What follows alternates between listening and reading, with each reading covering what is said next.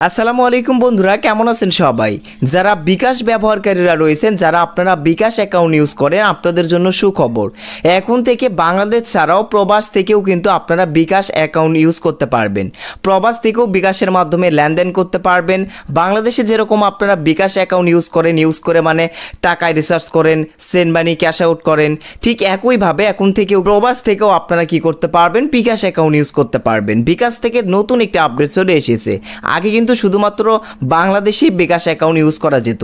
যদি আমরা বাইরের কোনো কান্ট্রিতে যেতাম, সেখানে কিন্তু বিকাশ অ্যাকাউন্ট আমরা ইউজ করতে পারতাম না। এর কারণ হচ্ছে বাংলাদেশের সিম অন্য দেশে কিন্তু চলে না। শুধুমাত্র বাংলাদেশের সিম বাংলাদেশে চলার কারণেই কিন্তু আমাদের ওই বিকাশ অ্যাকাউন্টটাও কি হতো না, অন্য দেশে গিয়ে অ্যাক্টিভ হতো না, বা অন্য দেশে আমরা বিকাশ অ্যাকাউন্ট ইউজ করতে পারতাম না। এখন থেকে আপনি যে দেশেই থাকেন না কেন, বিশ্বের যে কোনো প্রান্ত থেকে বিকাশ অ্যাকাউন্ট ইউজ করতে পারবেন। কিভাবে করবেন সেটাই দেখাবো আজকের ভিডিওতে। যারা আপনারা প্রবাসী রয়েছেন, যারা বিদেশে রয়েছেন, বিদেশ থেকে বিকাশ অ্যাকাউন্ট ইউজ করতে চাচ্ছেন, তো তারা কিভাবে বিকাশ অ্যাকাউন্ট বিদেশ থেকে ইউজ করবেন সেটা মোবাইল স্ক্রিনে দেখানো হবে। ভিডিওটি শুরু করার আগে ছোট্ট একটা রিকোয়েস্ট, আপনি যদি আমাদের চ্যানেলের নতুন দর্শক হয়ে থাকেন তো প্লিজ চ্যানেলটিকে সাবস্ক্রাইব করে দিবেন। প্রথমত আপনি কি করবেন, আপনি প্রবাস থেকে প্লে স্টোর থেকে বিকাশ অ্যাপ্লিকেশন ইনস্টল করবেন এবং ওপেন করে দিবেন। তারপরে এরকম ইন্টারফেস চলে আসবে।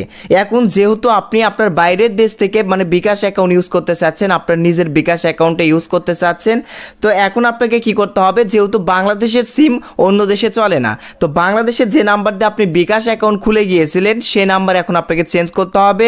সেই নাম্বার চেঞ্জ করে এখন বর্তমানে আপনি যে দেশে রয়েছেন সেই দেশের সিমের নাম্বার কি করতে হবে, আপনার বিকাশ অ্যাকাউন্টে অ্যাড করতে হবে। তাহলেই সেই দেশ থেকে কি করতে পারবেন, আপনি বিকাশ অ্যাকাউন্ট ইউজ করতে পারবেন।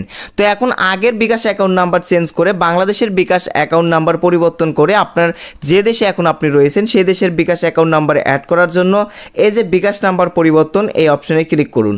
তারপর এখান থেকে এগিয়ে যান অপশনে ক্লিক করে দিবেন। এখন আপনি যে দেশে থাকেন সেই দেশের কান্ট্রি কোড সিলেক্ট করতে বলা হচ্ছে। তো অবশ্যই আপনার ফোনের যে লোকেশন রয়েছে সেটা অন রেখে এই কাজগুলো করবেন, তাহলে অটোমেটিক এখানে আপনি যে দেশে থাকেন সেই দেশের লোকেশন কিন্তু বিকাশ অ্যাপ নিয়ে নিবে। সাপোজ ধরেন আপনি সৌদি আরবে থাকেন, তো এই যে সৌদি আরবের কান্ট্রি কোডটা সিলেক্ট করবেন এবং সৌদি আরবের বর্তমান যে আপনার নাম্বার অ্যাড করতে চাচ্ছেন তো সেই নাম্বারটি এখান থেকে কি করবেন, আপনি দিয়ে দিবেন।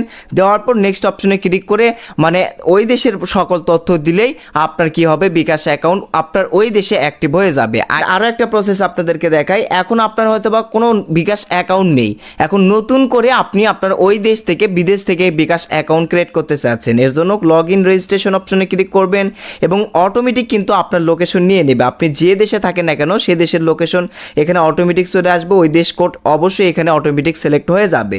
তারপর আপনার সেই দেশের মানে যে সিম নাম্বার দিয়ে আপনি বিকাশ অ্যাকাউন্ট খুলতে চাচ্ছেন সেই নাম্বার দিয়ে নেক্সট অপশনে ক্লিক করে দিলেই আপনার ওই নাম্বারে বিকাশ থেকে একটা ভেরিফিকেশন কোড দিবে। সেই কোড দিয়ে পিনকোড নাম্বার সেট করে নিলেই আপনার বিকাশ অ্যাকাউন্ট আপনার ওই দেশ থেকে আপনি খুলে নিতে পারবেন। এখন বাংলাদেশে যেরকম বিকাশ অ্যাকাউন্ট আপনি মানে তৈরি করেছেন বা বিকাশ অ্যাকাউন্ট যেভাবে ইউজ করেছেন, ঠিক একইভাবে বাইরের দেশ থেকেও আপনি বিকাশ অ্যাকাউন্ট ইউজ করতে পারবেন। তো বিকাশের এই নতুন আপডেট আপনাদের কাছে কেমন লেগেছে কমেন্ট করে জানাবেন। আমার কাছে দারুণ লেগেছে। তো ভিডিওটি এই পর্যন্তই, দেখা হবে পরবর্তীতে আবারও নেক্সট কোনো ভিডিওতে। সেই অবধি সবাই ভালো থাকবেন, সুস্থ থাকবেন। আল্লাহ হাফেজ।